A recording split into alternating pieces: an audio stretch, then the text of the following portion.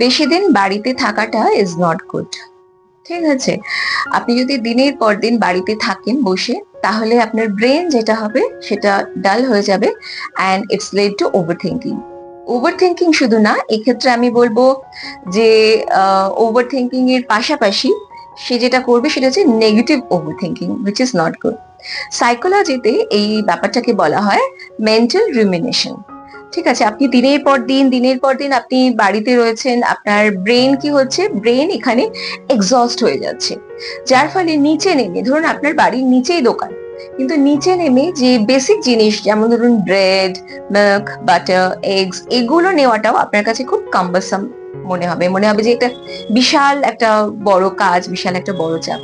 Plus দিনের পর দিন ধরুন আপনি ঘরের মধ্যে রয়েছেন, আপনি রিল স্ক্রল করে যাচ্ছেন, আপনি ভাবছেন যে ইউ আর রেস্টিং, কিন্তু actually you are ruining your life. যদি এই ব্যাপারটার সাথে সহমত হন, মানে আপনি নিজেই আপনার জীবনটা নষ্ট করছেন বাড়িতে থেকে, যদি এই ব্যাপারটার সাথে সহমত হন, তাহলে আমার ভিডিওটা লাইক করুন আর চ্যানেলটা সাবস্ক্রাইব।